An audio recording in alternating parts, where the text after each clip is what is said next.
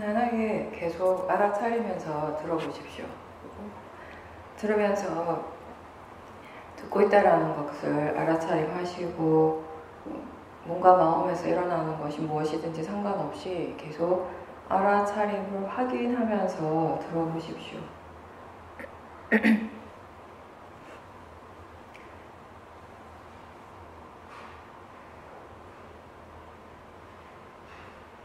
수행이라고 하는 것은 좋은 마음을 기르는 일입니다. 선법의 마음을 계속 기르고 개발시켜서 그것을 우리의 삶 속에 최대한 적용시킬 수 있도록 노력하는 일입니다. 그렇게 하기 위해서 우리가 수행하는 방법은 매 순간순간 자기 자신을 알아차리는 것입니다. 깨어있는다라고 하는 것은 지금 이 순간에 자신의 몸과 마음에서 무엇이 일어나고 있는가를 아는 것입니다. 분명히 알 수도 있고 분명하지 않게 알 수도 있습니다. 대상이 분명할 때 있고 분명하지 않을 때도 있고 알아차림이 분명할 때도 있고 분명하지 않을 때도 있습니다.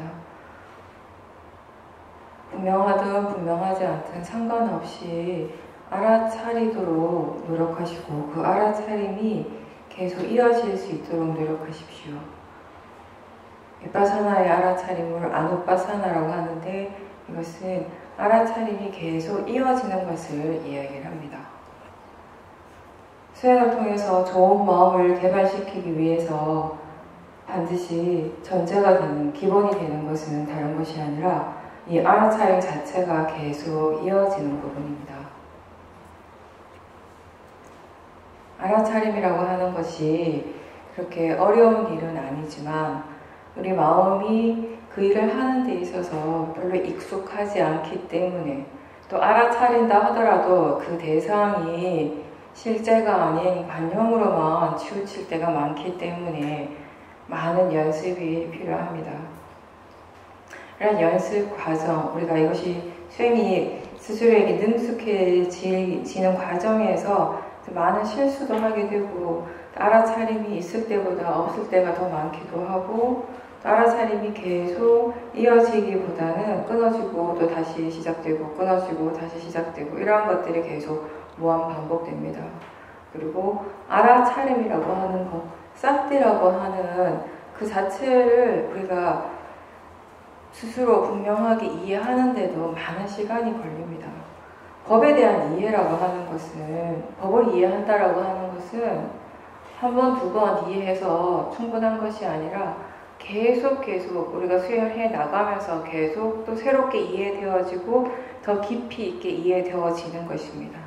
알아차림이라고 하는 이 자체에 대해서도 수행자들이 계속 새롭게 그리고 더 깊이 있게 이해해가는 과정입니다. 우리가 보통 수행을 얘기를 할 때 아는 마음을 이야기를 하고 알아차림을 이야기를 합니다. 아는 마음이라고 하는 건 식을 얘기를 하는 겁니다. 육식을 얘기를 하는 겁니다. 여기에서 안다라고 하는 것은 대상을 아는 일입니다. 대상을 알기 때문에 우리는 그것을 아는 마음이라고 부릅니다. 대상과 항상 함께 일어나는 마음입니다. 대상과 그 대상을 아는 마음은 항상 함께 일어나지만 그것의 성질은 전혀 다릅니다. 아는 마음의 성질은 아는 그 자체, 아는 성질이라고 할 수 있고 대상은 알아지는 것, 알아지는 성질입니다. 그리고 마음이 그렇게 대상을 알기 때문에 우리는 볼 수 있고 듣고 느끼고 그 생각을 하게 되고 맛과 냄새를 알게 되는 것입니다. 소리라고 하는 대상을 마음이 알기 때문에 우리는 듣는 것입니다. 형색이라고 하는 대상을 마음이 알기 때문에 우리는 보게 되는 것입니다. 그리고 이렇게 볼 때 보는 줄 아는 것, 그것이 바로 알아차림입니다. 들을 때 듣는 줄 아는 것, 그것이 알아차림이고 느끼고 생각을 할 때 그렇게 느끼고 있다라는 것을 알고 생각하고 있다라는 것을 아는 것, 그것을 알아차림이라고 합니다. 따라서 알아차림이라고 하는 것은 대상과 대상을 아는 마음을 다 아는 것입니다. 그리고 알아차림에는 오력이 함께 있습니다. 우리가 수행을 지금 꾸준히 해오면서 알아차리는 마음의 질을 계속 개발시키고 있습니다. 알아차리는 마음의 질이 좋아진다는 것은 결국 사티, 사마디, 지혜, 신심, 지혜의 힘이 좋아지는 것입니다. 이 모든 요소들이 알아차리는 마음에 함께 일을 하는 것입니다.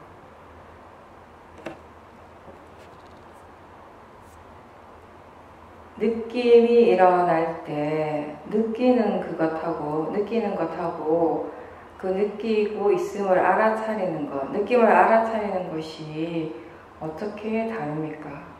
그것이 다르다라는 것을 분명히 알고 있습니까? 누구나 다 느낍니다. 그런데 그렇게 단지 느끼는 그것 자체와 그렇게 느끼고 있음을 다시 알아차리는 것은 분명히 다른 일입니다. 이 두 가지가 분명히 다르다라고 안다면, 이것을 이해한다면 알아차림을 분명히 아는 것입니다. 생각을 하는 것과 생각하고 있음을 알아차리는 것은 분명히 다른 일입니다. 느낌을 알아차릴 때, 느낌을 알아차린다고 본인이 생각할 때 지금 알아차리고 있는가라고 그렇게 한번 물어본다면 알아차림이 분명히 있는지 알 수 있습니다. 마음이 지금 무엇을 하는가 또는 알고 있는가 이렇게 질문을 하는 것으로 알아차림이 바로 일어나게 됩니다. 마음이 무엇을 하고 있든지 그것을 다시 알아차리는 것, 다시 아는 것, 그것을 그렇게 지켜보는 것을 수행이라고 합니다.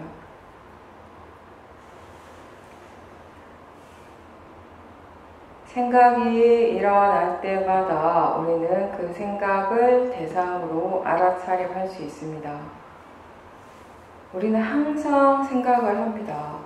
마음에 굉장히 중요한 작용 중에 하나가 이 생각이기 때문에 항상 생각을 하고 있는데 만약 번뇌로서 생각을 한다면 그때는 알아차림이 없는 경우가 많습니다.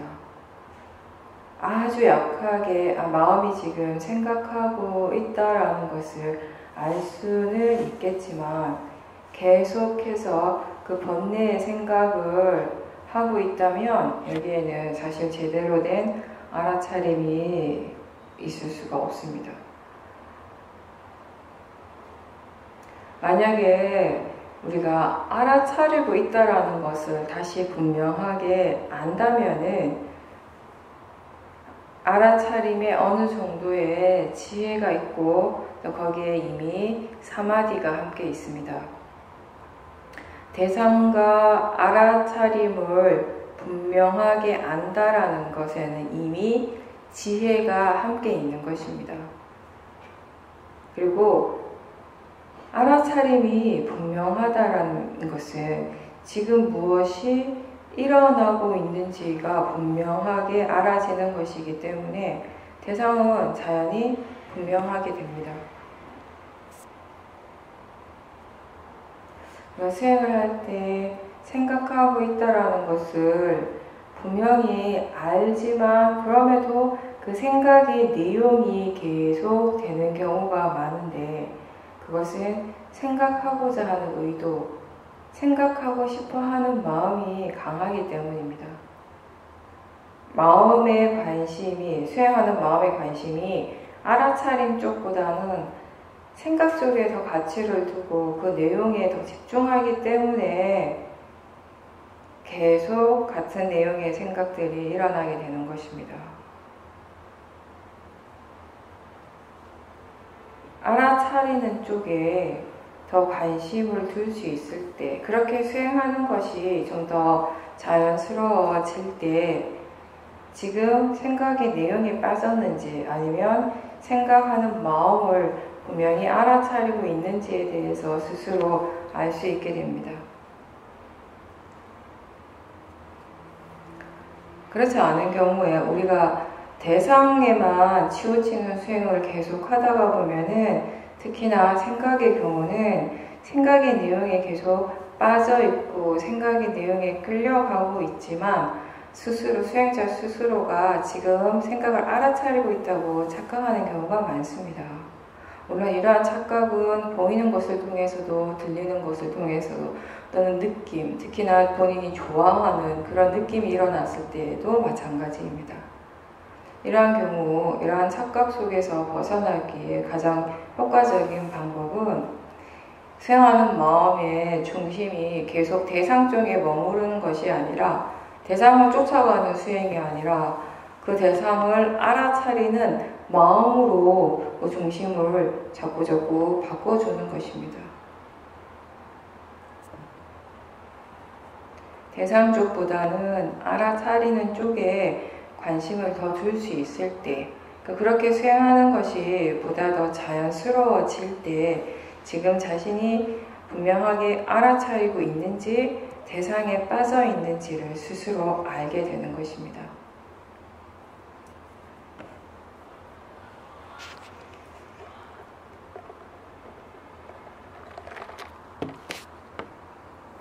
마음이 자꾸 대상 쪽으로만 치우친다면 그럴 때 그거 억지로 그 마음을 떼서 알아차림 쪽에 가지고 오는 것이 아니라 최대한 수행을 가볍게 하도록 하십시오. 우리가 수행을 가볍게 한다라고 하는 것은 질문을 하는 것입니다. 그냥 자연스럽게, 단순하게 아는가, 알고 있는가 라고 한번 물어봐 주십시오.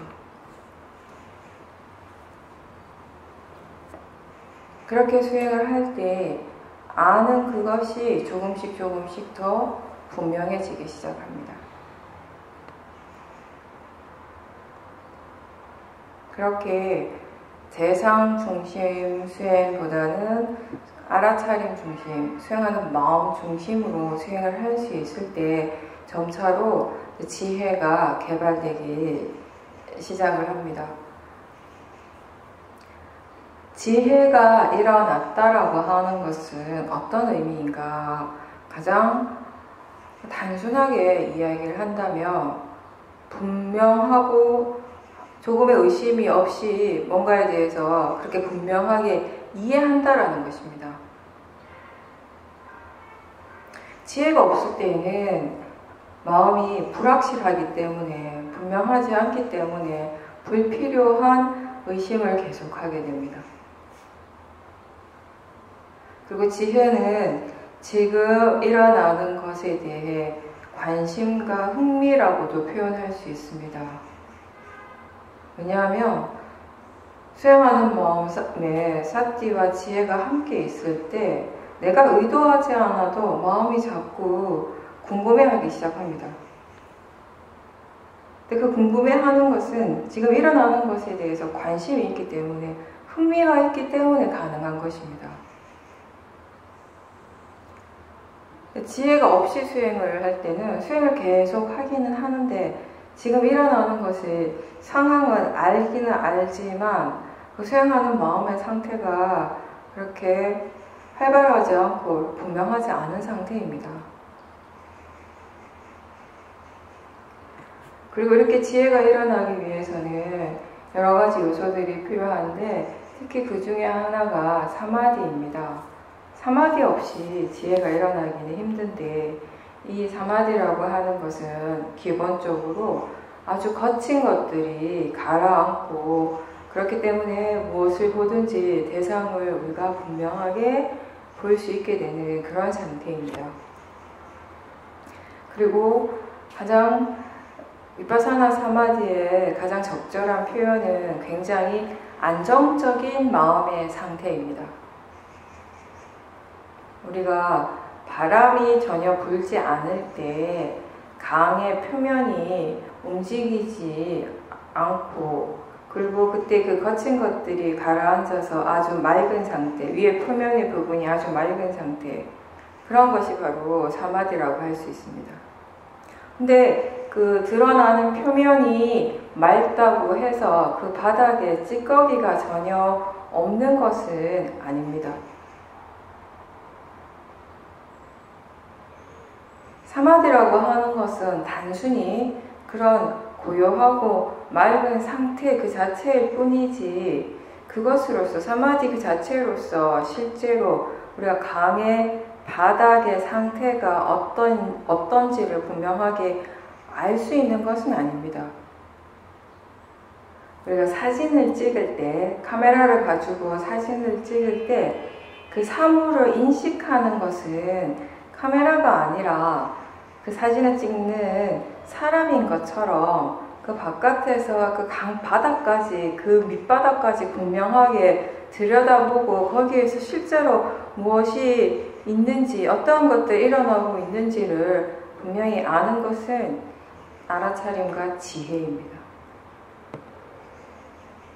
고요함이라든지 마음의 안정된 상태, 그것은 사마디이지만 그것 자체가 무언가를 분명하게 보고 이해할 수 있는 능력은 아니라는 것입니다. 그것은 지혜가 하는 일입니다. 지혜가 있을 때 우리가 단순히 표면적으로 드러나는 대상들 뿐만 아니라 그 밑바닥에, 그 기저에 깔려있는 많은 것들을 비로소 볼 수 있게 되는 것입니다. 그래서 우리가 불교에서 번뇌의 상태에 대해서 얘기할 때 세 가지로 이야기를 합니다. 아주 표면적으로 드러나는 아주 거친 번뇌, 그리고 그게 마음의 상태에서는 여전히 번뇌가 있지만 말이나 행동, 이렇게 밖으로 드러나지 않는 상태의 번뇌, 보다 더 미세한 상태의 번뇌이고, 그리고 마지막으로 가장 미세한 번뇌는 잠재적 성향으로서의 번뇌입니다. 우리가 번뇌로부터 자유로워진다는 것은 1차적으로는 아주 거친 번뇌부터 이제 다룰 수 있게 되는 것을 이야기를 합니다. 우선은 말과 행동으로서 드러나는 그런 번뇌들은 분명하게 알 수 있는 것입니다. 누구나 다 알 수 있는 그런 번뇌들입니다. 이러한 번뇌들을 지켜보고 이러한 번뇌들을 다루는 방법을 스스로 터득해가고, 그리고 이 번뇌에 대해서 이해해가면서 조금씩 더 미세한 번뇌들을 보는 기회를 가지게 되는 것이죠. 이거는 산티뿐만 아니라 사마디와 지혜의 힘이 좋아지고 있다는 것입니다. 그래서 아직 표면적으로 행동이나 말로서 드러나지 않아도 우리 마음에서 이미 일어나고 있는 번뇌를 보게 되는 것입니다. 그 이전에는 우리가 내가 어떤 사람인가, 그래서 상대방이 어떤 사람인가를 판단할 때 말과 행동으로 그 사람을 판단을 했다면, 나 자신을 그렇게 판단을 했다면, 이제는 어떤 사람인가의 판단 기준이 마음이 되는 것입니다. 어떤 마음을 일으키는가. 왜냐하면 우리는 정말 좋지 않은 마음의 상태이지만 적어도 말로서는 좋은 말을, 상대가 듣고 싶은 말을 할 수는 있습니다. 그리고 마음의 상태가 지금 좋지 않지만 다른 사람이 원하는 그런 좋은 행동을 할 수는 있습니다. 그렇지만 자기 자신을 지켜보는 사람, 수행하는 사람에게 진짜 중요한 거는 말이나 행동 그것보다는 그런 것을 지금 어떤 마음으로 하고 있는가의 부분입니다. 이러한 미세한 마음의 부분에서 이러한 번뇌들은 우리가 단순히 알아차림만으로는 다룰 수가 없는 부분입니다. 사마디가 있어야 되고 지혜가 있어야 되고, 그리고 계속 노력할 수 있는 바른 노력이 필요합니다. 꾸준하게 계속 수행할 수 있는 바른 노력이 필요합니다. 이러한 선법의 요소들, 오력의 요소들을 계속 개발시켜 가고, 결국 지혜의 힘이 충분해졌을 때 우리 스스로 그 번뇌의 잠재적인 성향으로부터도 벗어날 수 있게 되는 것입니다. 지금은 그런 것이 가능하지 않지만 그 자체가 아직은 우리에게 일어나지 않는 일이라 하더라도 지금까지 수행을 꾸준하게 해오면서 우리들 각자가 원인 결과에 대한 이해를 계속 해왔습니다. 그러한 이해가 우리에게 어떤 믿음을 주는가 하면은 결국 이렇게 바르게 수행을 해 나갈 때 이런 모든 번뇌의 잠재적 성향으로부터 벗어날 수 있다라는, 자유로울 수 있다라는 이제 그런 믿음을 갖게 하는 것입니다. 그리고 그렇기 때문에 우리가 계속 꾸준하게 수행을 계속 해 나가는 것입니다. 이게 바로 오력에서의 믿음이 되는 것입니다. 그리고 우리가 번뇌로부터 자유로워졌다라는 것, 번뇌를 해결했다라고 하는 것은 결국은 제일 근본적인 것은 이 잠재적 성향의 번뇌까지 이해하는 것이 되겠죠. 이렇게 했을 때 그 결과가 뭐냐면은 지금 일어나는 번뇌를 다루고 이 거친 번뇌들이 더 이상 일어나지 않는 정도가 아니라 아직 일어나지 않는 그런 번뇌 또한 계속 일어나지 않게 할 수 있는 그 번뇌로부터 스스로 보호할 수 있는 그런 지혜가 되는 것입니다.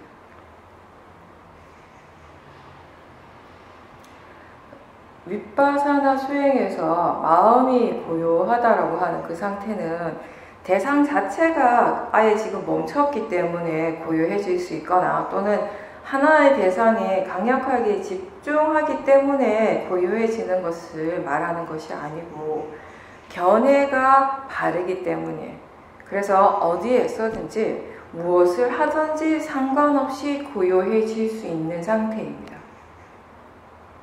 주위의 환경이 반드시 조용해야 한다거나 또는 내가 움직이지 않고 가만히 있어야만 그 사마디라는 것을 체험할 수 있는 것이 아니고, 시끄러운 것이 있어도 몸을 바쁘게 움직여도 몸과 마음에서 일어나는 실제 하는 대상, 육문에서 일어나는 그 작용들로 수행하는 마음이 향하게 되고, 그러한 것들을 그냥 단지 대상으로서 그리고 자연적 이치로서 알아차리기 때문에 무엇인가가 일어나기는 계속 일어나고 있지만 수행하는 마음 쪽은 항상 고요할 수 있다는 것입니다. 대상이 아무리 계속해서 일어나더라도 자주자주 바뀐다 하더라도 수행하는 마음은 안정된 상태입니다. 대상에 영향을 받지 않고 대상에 더 이상 반응하지 않고 안정된 상태입니다. 그리고 또 대상이 계속해서 일어나고 사라지고 일어나고 사라지기 때문에 마음 또한 계속 알아차리고 계속 하고 있는 상태, 수행하는 마음이 굉장히 활발한 상태이기도 합니다. 결국 대상은 그 대상의 이치대로 일어나고 사라지는 것이고, 마음은 그 마음의 이치대로 계속 알아차리고 또 알아차리고 계속 알아차리는 그런 상황입니다. 따라서 사마디를 키우기 위해서, 사마디가 일어나도록 하기 위해서 우리는 지금 하고 있는 이 행위를 멈추고 가만히 있어야 할 필요는 전혀 없습니다. 사실 우리의 몸, 이 행위 자체가 멈춘다고 해서 마음이 멈춰지지는 않습니다. 마음은 항상 일어나는 것이고, 바깥이 시끄럽지 않고 아주 조용하다고 해서 그리고 우리의 마음까지 다 조용해지는 것은 아니죠. 아무리 조용한 곳에 있더라도, 주위 환경이 아무리 고요하더라도 자신의 마음에 번뇌가 있다면 그 마음은 절대 고요할 수가 없습니다. 편안하고 고요한 마음, 안정된 마음의 상태는 외부적인 조건에 의해서가 아니라 마음에 어떤 마음이 지금 일어나고 있는가, 번뇌가 있는가 없는가, 견해가 바른가 바르지 않는가에 달린 것입니다. 따라서 대상과 마음이 계속 일어나고 있고 또 몸의 행위를 우리가 계속 바쁘게 하면서 살고 있지만 마음이 항상 고요해질 수 있고 안정적이 될 수 있다는 것을 바르게 이해하기 위해서는 대상에 대한 이해 그리고 자연적 이치에 대한 이해가 꼭 필요합니다.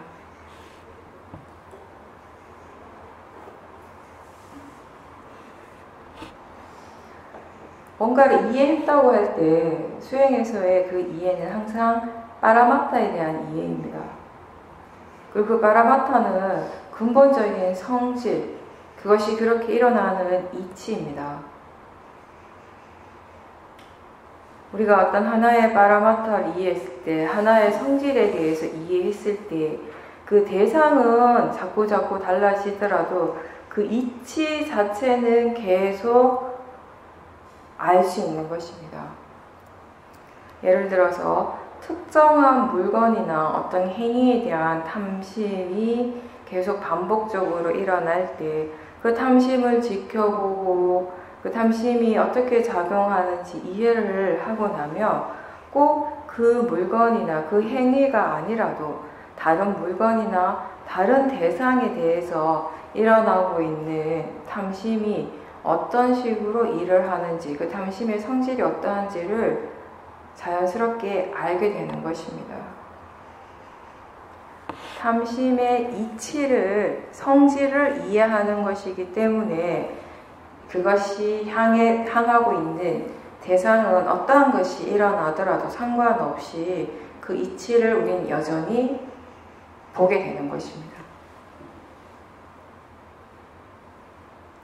분명하게 이해하는 것이 지혜이고 또 그렇게 이해했기 때문에 지혜가 더 조화하는 것이 있을 수도 있습니다.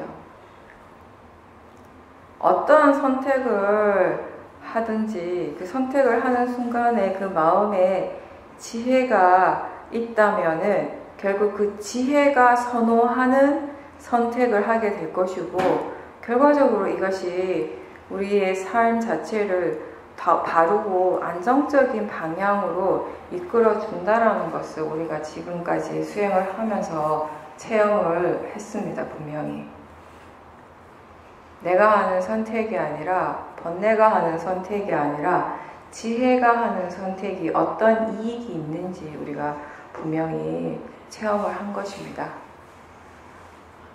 그럼에도 불구하고 항상 우리가 지혜로서 선택을 하는 것은 아니죠. 그 또한 마음의 자연적 이치이기 때문에.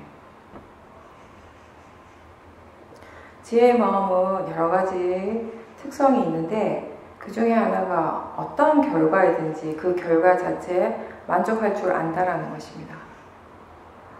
이것은 기본적으로 원인과 결과, 자연적 이치에 대한 이해가 있기 때문에 어떤 결과가 일어나든지 그것을 원인 결과로서 인정하고 받아들이는 그 힘이 바로 지혜이기 때문에 가능한 것입니다.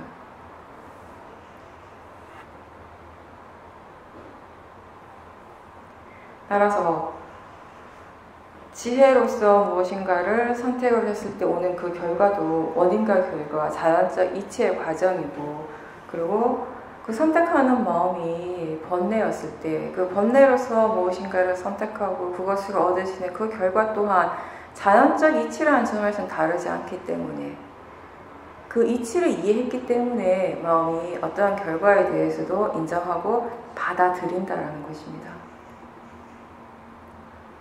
그리고 지혜가 있을 때 우리가 경전에서 보는 그 말씀, 몸과 마음의 홀로 있음, 이것이 이제 가능한 것입니다. 일단 기본적으로 몸이 홀로 있다는 것은 어떤 의미인가?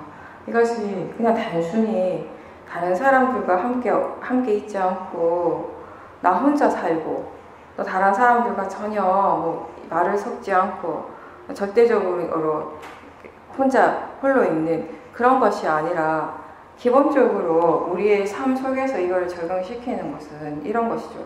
불필요한 사회적 관계를 최대한 맺지 않는다는 의미일 수 있습니다. 우리는 사실상 자기 자신의 100% 자기 자신의 탐심 때문에 많은 관계를 맺어요. 수많은 인간관계들을 맺게 되는데 그런 불필요한 관계 속에서 일어나는 번뇌 또한 자기 자신의 몫입니다. 꼭 필요한 그런 사회적, 인간적인 관계 자체는 우리가 피할 수 없지만 어쩔 수 없지만 또 그런 속에서 일어나는 번뇌는 당연히 지켜보고 그걸 통해서 이제 우리가 공부를 해 나가는 것이지만 자기 자신이 탐심이나 진심으로 맺어지는 그런 수많은 여러 가지 관계들에 대해서 한번 잘 생각해 보십시오. 새로운 관계를 시작할 때 어떤 마음으로 하게 되는지. 정신적인 홀로 있음이라고 하는 것은 단순하게 얘기하면 번뇌가 없는 상태겠죠. 아무리 많은 사람들과 함께 있더라도 마음이 지혜로서 충만하다면 그 사람은 이미 스스로 홀로 있음을 체험하고 있는 것입니다. 지금 이 순간 우리가 분명하게 오롯이 자기 자신에게만 깨어 있다면 여러 사람과 함께 있지만 각자가 자기 스스로 홀로 있음을 체험하는 순간이 된다는 것입니다. 그리고 지혜의 마음은 어떤 상황에서든지 계속 수행을 할 수 있게 하는 마음이기도 합니다.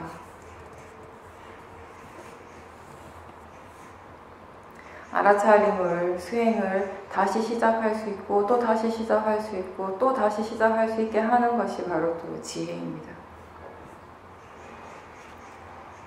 우리 지혜의 힘이 좋아졌을 때 우리가 어떤 것을 경험할 수 있는가 하면 각자 자신의 마음이 단순해진다는 것을 느끼게 됩니다. 지금 일어나고 있는 상황, 대상이 아무리 어렵고 복잡하다 하더라도 결국 그런 것들이 굉장히 어렵고 복잡하게 느껴지는 것은 결국 번뇌의 영향입니다. 견해가 바르지 않기 때문입니다. 우리는 뭘 하든지 간에 항상 스스로 뭔가를 자꾸 정해놓는 습관이 있습니다. 근데 이렇게 정하는 많은 것들이 결국 그 밑바탕에는 번뇌에서 시작되는 경우가 대부분이죠.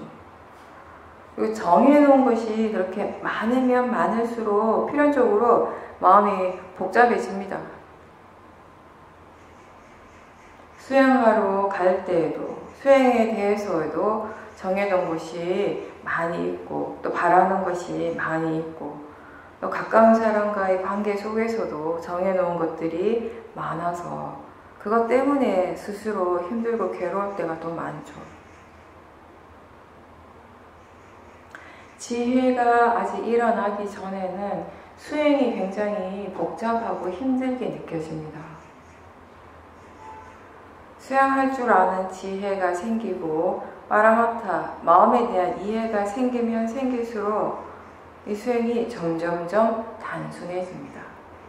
근데 사실은 수행이 원래 단순한 거죠. 수행 자체가 복잡한 것은 아니었습니다. 단순한 수행을 번뇌로서 하려고 하니까 복잡하게 느껴졌던 겁니다. 번뇌 없이 수행을 할 때 굉장히 단순해집니다. 지혜의 힘이 점점 좋아질수록 수행 자체만 단순해지는 것이 아니라 우리 삶을 살아가는 그런 마음 또한 점점 단순해집니다.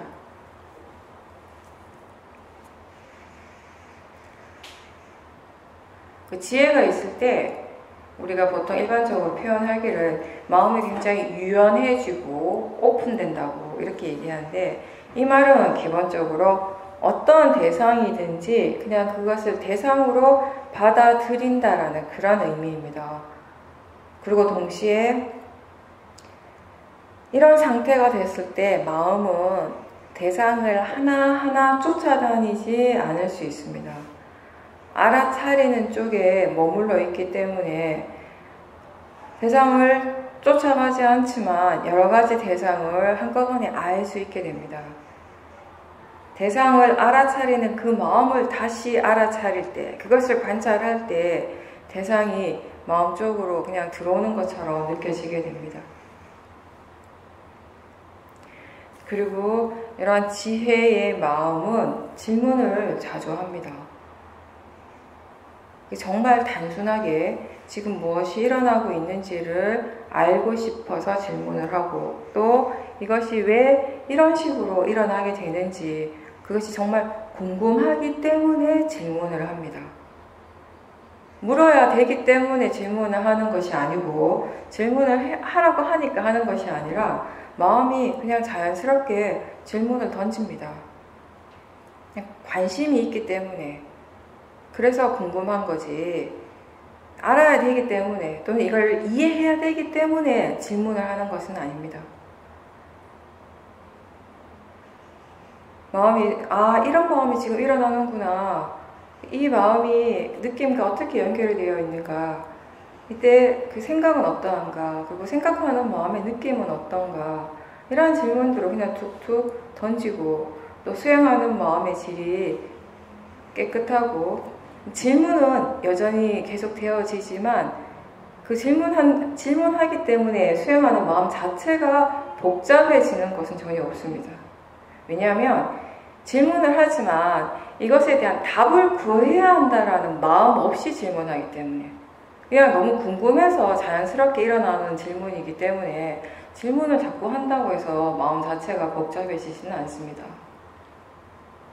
근데 반면에 이런 게 왜 나한테 일어나지? 왜 나한테 이런 것들이 자꾸 일어나지? 도대체 왜 그렇지? 이렇게 마음이 질문을 한다면 이건 대개 지혜가 아니라 거의가 화의 마음이 묻는 것입니다.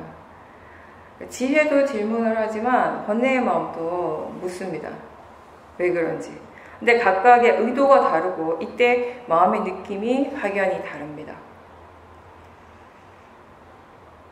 화의 질문에는 항상 나라는 것이 있습니다. 내가 전제가 되어 있어요. 왜 나한테? 내가 어떻게 해야 되지?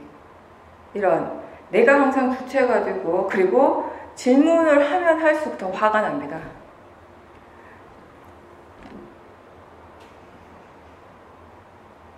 번뇌의 마음이 질문할 때는 항상 이렇게 나라는 것이 전제가 되고, 질문을 던지는 것 또한 마음이 하는 일이 아니라 내가 하는 일입니다. 화로서 질문을 할 때는요, 그때 그 마음에 이미 자신이 원하는 그 결과에 대한 생각이나 바람이 다 들어 있습니다. 거기에는.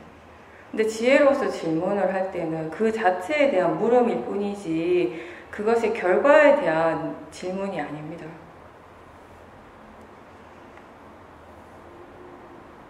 지혜는 기본적으로 결과보다는 지금 무엇을 어떻게 하는 것이 가장 바르고 최선인가를 생각하기 때문에 일어나는 마음입니다.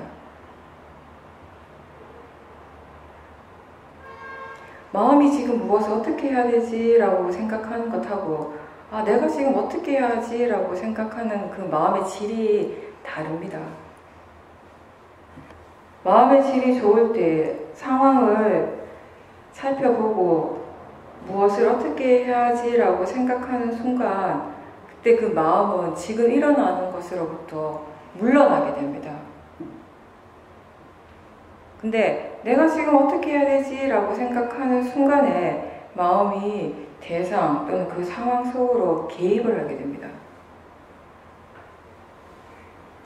자연적 이치에 대한 이해, 무아에 대한 이해가 우리를 지금 일어나는 것으로부터, 이 상황으로부터 조금씩 물러나게 합니다. 불교에서는 내려놓으라는 말을 많이 하죠. 근데 무엇을 내려놓는가? 바로 번뇌입니다. 집착을 내려놓고, 화를 내려놓고, 뭐가 뭔지 잘 모르고 그 흐릿한 어리석음을 내려놓으라는 말입니다. 그래서 번뇌로부터 자유로워지라는 말입니다. 근데 이렇게 내려놓기 위해서 우리가 먼저 할 수 있는 것, 먼저 해야 되는 것은 우선 뒤로 물러날 줄 알아야 되는 것입니다.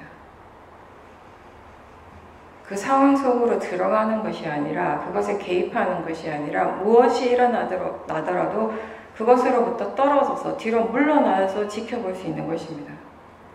이렇게 뒤로 물러나게 하는 지혜가 있을 때 그 지혜로부터 번뇌를 내려놓을 수 있는 지혜가 생기는 것입니다.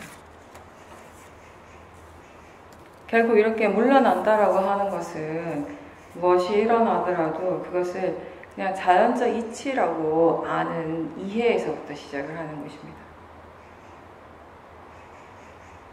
자기 자신과 동일시하지 않고 그것을 그냥 대상으로서 자연적 이치로서 보고자 하는 그런 노력을 계속하고 그런 지혜가 있을 때 우리의 마음은 자연스럽게 물러나게 되고, 그렇게 물러나서 충분히 지켜보고 또 지켜봤을 때 그것을 내려놓을 수 있는, 번뇌를 내려놓을 수 있는 지혜가 거기에서 생겨나는 것입니다.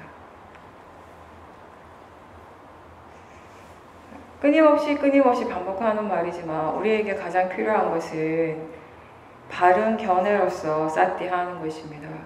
그렇게 해서 그 알아차림이 계속 이어질 수 있도록 노력하는 것입니다.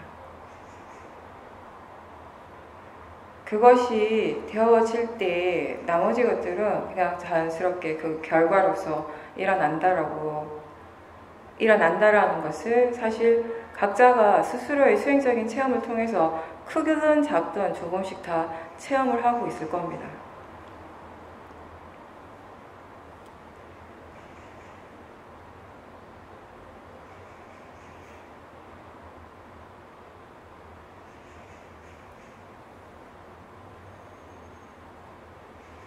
견해를 점검하는 것을 잊지 말고, 특히 대상을 향해서 번뇌가 일어나고 있다면 그 무엇보다도 그 견해를 먼저 점검을 하십시오. 그리고 사띠가 계속 이어질 수 있도록, 일상의 삶 속에서 최대한 이어질 수 있도록 각자 나름대로의 그 수행을 계속 개발시켜 나가십시오.